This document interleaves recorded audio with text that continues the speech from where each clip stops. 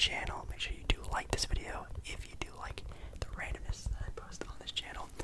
Tomorrow, I pinky promise, will be a non-basketball video. I'll bet my channel on it. So, yeah, I think that's everything. I'm pretty excited. I am going to be doing some eating in this video. I know you guys kind of liked my eating in my last video that I did before with the pizza. So we're going to be doing candy tonight. So hopefully you guys enjoy. So anyways, let us get started.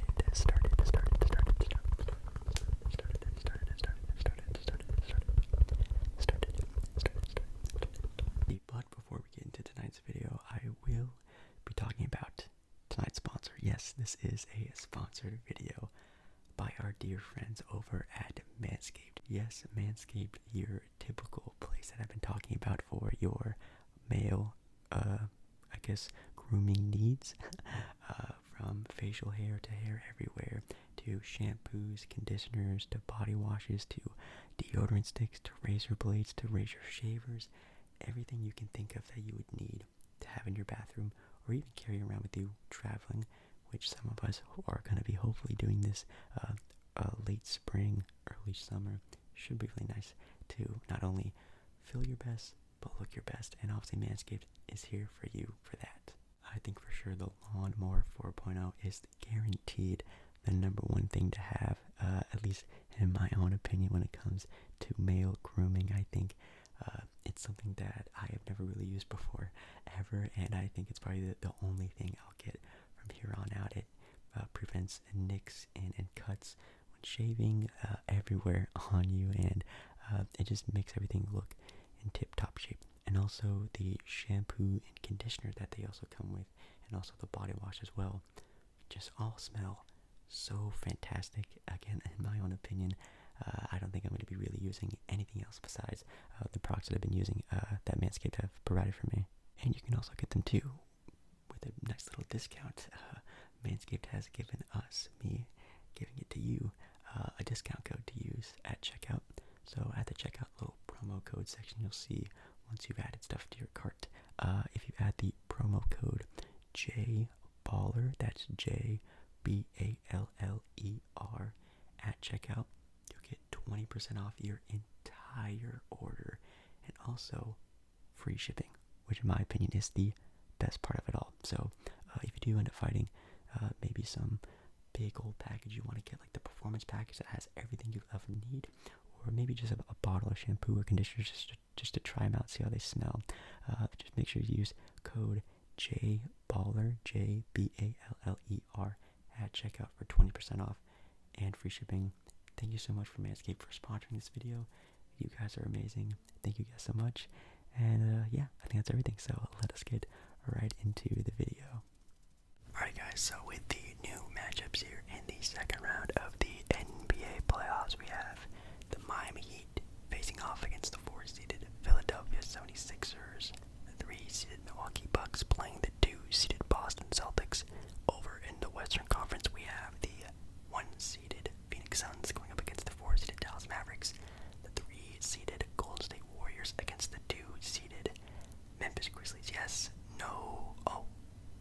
no upsets in the entire first round, which kind of, I don't want to say sucks, but I don't even know if there's like any, I'm trying to think of the past playoff brackets. There have been a couple of upsets here and there, but none of these really are that surprising, because this year there were a lot of top-heavy teams this year in the NBA season, so kind of is interesting, but also for some reason just doesn't really surprise me all that much. So I think the first one we're going to talk about is probably the biggest news to the NBA playoffs, and I'm going to be snacking on some of these Mike and Ike's here.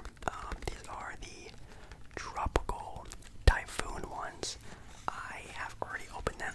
I actually bought these planning on making a video on them, some sort of chewy video for them. Mike and Ike's are good. They used to be like almost like a go-to sort of like a movie theater candy for me, but I don't know why I sort of just randomly got these today. I was kind of feeling something a little bit more sweet.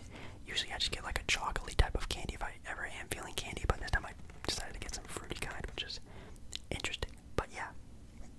So with that being said, I'm gonna try to do this very quietly in the background. Yeah, the Miami Heat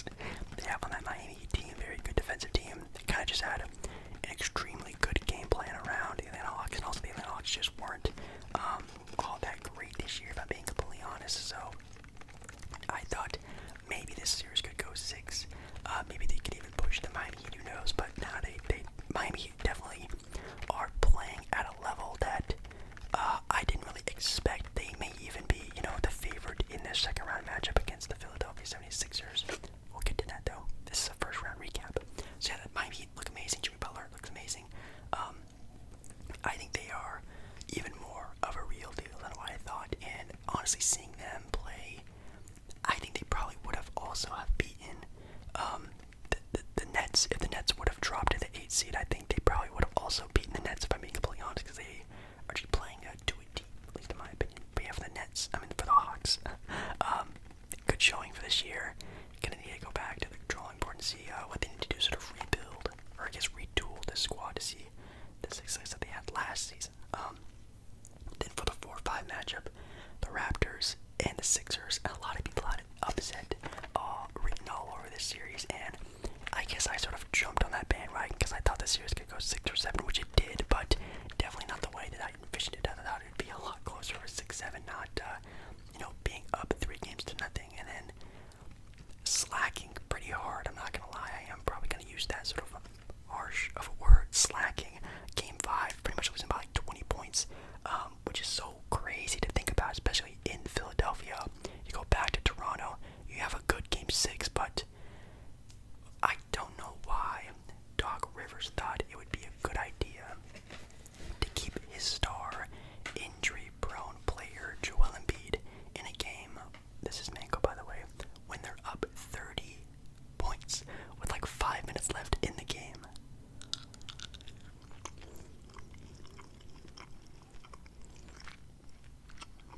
I don't like this one.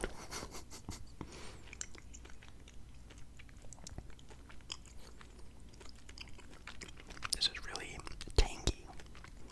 Also, this was a very hard-fought series between both teams. Obviously, a lot of injuries and hard foul calls and bumps and bruises everywhere being thrown around, with obviously Scotty Barnes being out for a couple games, but I do also think Pascal Siakam got hurt sometime in the series, and obviously the big blow, Joel Embiid, gonna be out for, they say, indefinitely, which basically means he's gonna be out for as long as he can be. So if this series does go, not in the Sixers' favor, with obviously having only James Harden in the next series that they are gonna be playing the Heat in,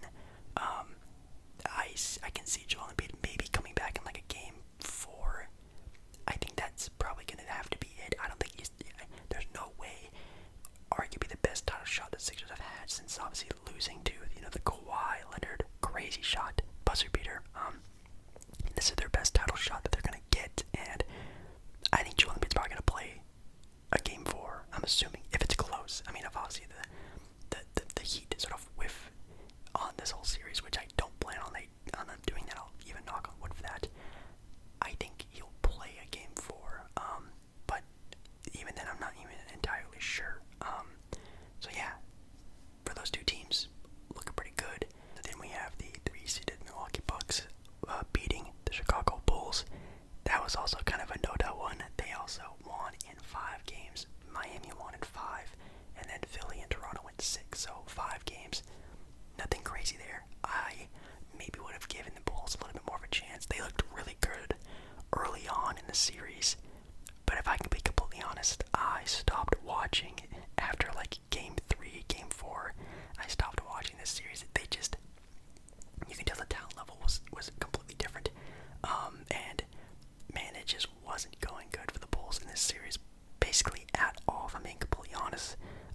Obviously Giannis, very dominant, even without having Chris Middleton, still looked pretty dominant, and the Bucks they're a title-winning team. They know what to do. They know even when players are shifted and moved around, they have a good game plan around everything. And the Bulls, this is their first season together. I highly applaud them, but they'll be better next season, I think. I think they're gonna keep Zach LaVine and maybe even deepen their bench, but I'll bet that they do play a little bit better. Oh, this is another mango one. Gross. Oh no.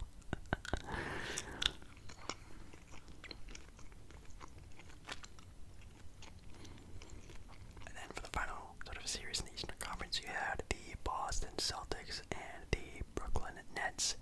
Maybe one of the most surprising outcomes was a sweep coming out of that, which everyone thought this was going to be, one of the best series in NBA playoff history. It had that written all over it, but it was close. It was fun. I watched every single game. They were really cool to see, but yeah, just down the stretch, the Celtics had almost like a picture-perfect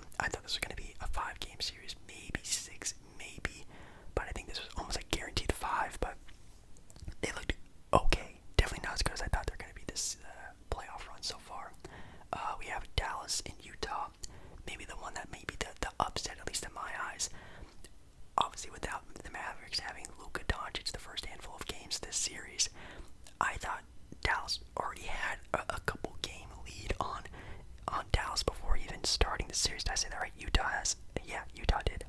And I don't know. I feel like they maybe even underestimated that thought.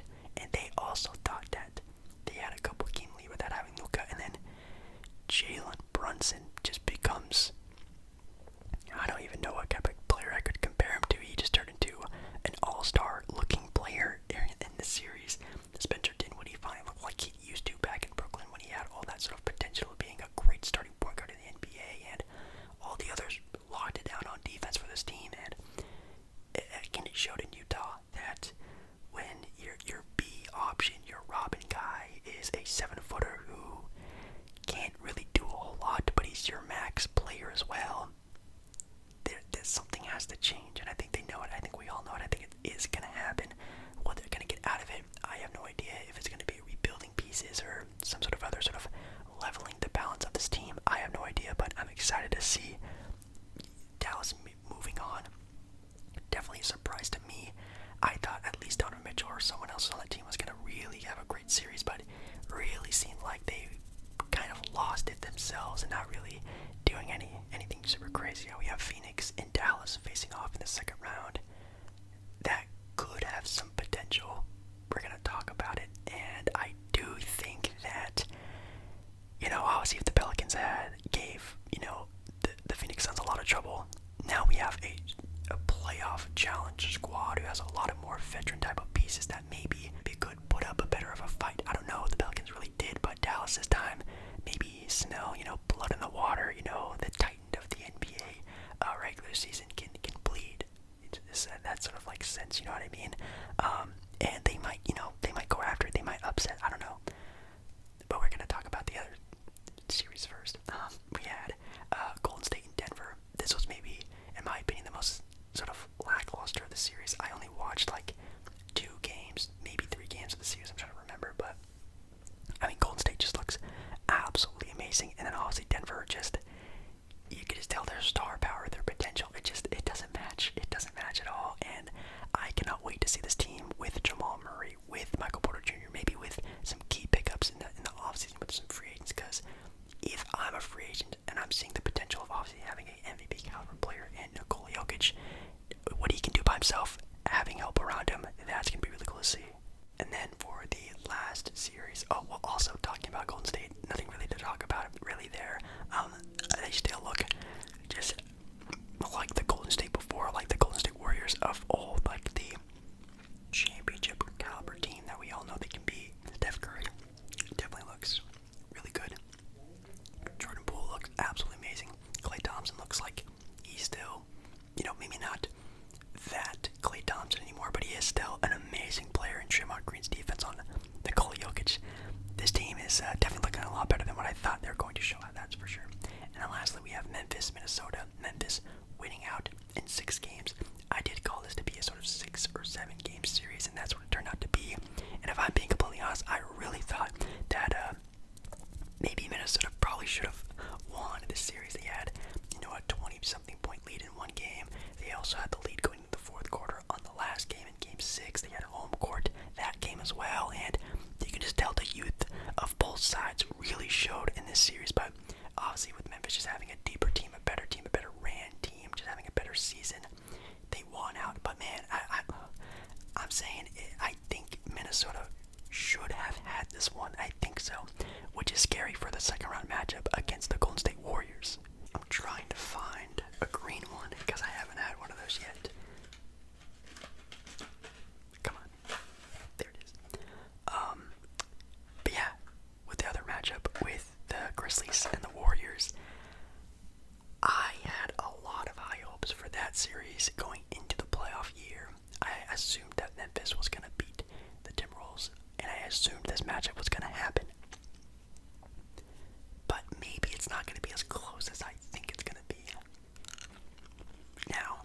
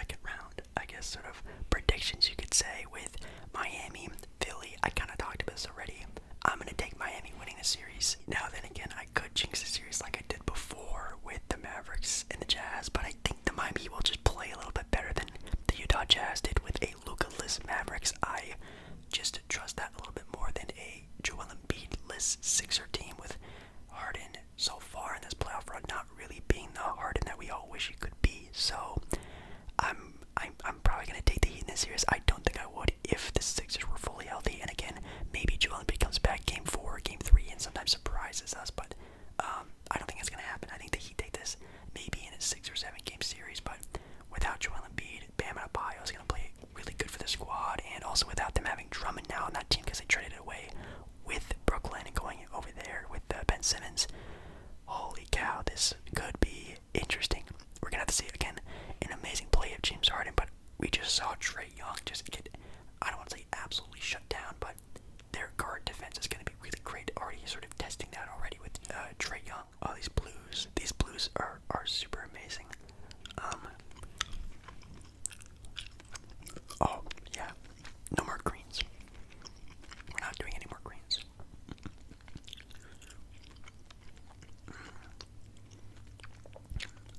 I can tell I'm getting a lot of sugar out of this. I'm feeling the energy, which is good because it'll make me tired after I'm done filming this. But yeah, I'm taking the Heat. I don't think that's that crazy to say. Maybe without having Joel Embiid. Next series with the Bucks and the Celtics, I think it has to go 7, right? This has to be a 7-game series unless something crazy happens. The only thing that's really testing me in my decision is the fact that I guess Chris Middleton is still going to be out. Maybe a couple more games, maybe even game 1. I don't know. I saw that on ESPN when I was watching one of the games, is that Chris Middleton is still going to be out. So if that's the case, I think I might take the Celtics. And I am always really high on Jason Tatum. I said it before. I said Jason Tatum before could be the best player in the NBA one day. I think he could win multiple MVPs one day. But I think everything's coming together for them. And also the fact that, them having Robert Williams back so early already, them already having sort of a great sort of trial run of how great they can be this playoff series, the playoff run you could even say, against the Brooklyn Nets, who's again sort of a caliber team of that sort of nature, with the Bucks sort of having title contention. I think they look really good, and I think they're going to be really locked in. They have all the rest they need. Obviously the Bucks do too, but it's going to be really good. So I think I might pick the Celtics in an upset, you can say, even though they are the higher seed. I think without having Middleton, this series is going to hurt them a lot more than having Middleton in the last series. Plus the Bucks just don't look as good as they did last season, but I think they're still good enough to win. It's kind of a toss-up, to be completely honest, but I'm going to say the Celtics really impressed me last time, so I'm picking them to move on to the conference finals. And then for Phoenix and Dallas, again, I said it before, maybe Dallas smells blood in the water with sort of how the Pelicans played really well against the Suns and sort of the up and downs the team has had, and maybe even Devin Booker not being fully healthy, which is really stupid and sucky to see. But I think this could also be like a 6-7 game series because even though they do have a great perimeter defense with Mikal Bridges and Jay Crowder and Chris Paul as well, and now you move from CJ McCollum and Brandon Ingram to Luka Doncic and Jalen Brunson. It's gonna give you some trouble still, maybe on a whole other level. So I'm still gonna give it to Phoenix. I'll still believe in them. I'll still pick them. I still think they're a great team when they are playing at their best. And you just gotta hope that Devin Booker can get some rest in the next upcoming days. And I don't know. We'll have to see what happens. That Pelican series really scared me. Sort of changed my perception on the Phoenix Suns this year, if I'm being completely honest. And then the last series we have is the Warriors and the Grizzlies. And again, sort of the same thing with sort of the Phoenix Suns and the Pelicans. I thought Memphis was going to look a little bit better, if I'm being completely honest. And I thought this could also have been a very close series, but I have like so much gummy stuff stuck in my teeth. I'm going to give it to the Warriors. I think this might be somewhat of an upset because they are the lower seeded team, but I think the Warriors look amazing. I think they look really good. Obviously, they did play a sort of beaten down Denver Nugget team, but even then, the stretches that Jordan Poole and Klay Thompson and Steph Curry had in the defense, that that Draymond Green had.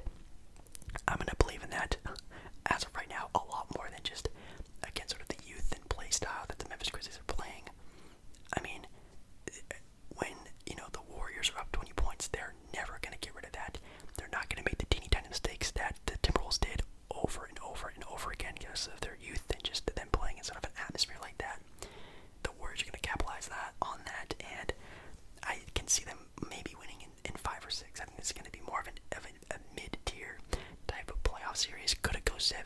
I thought at the start of the playoffs it could, but I think now, with seeing the Warriors play and seeing the Timberwolves play, I just really like seeing the Warriors play right now, so I have them also going to the conference finals against Phoenix, Dallas, maybe Dallas, but I'm still going to pick Phoenix. So, yeah, in the conference finals, I have Miami, my new sort of upset against the Joel Embiid-less 76er team. Then we have the Celtics moving on as well in a literal coin flip.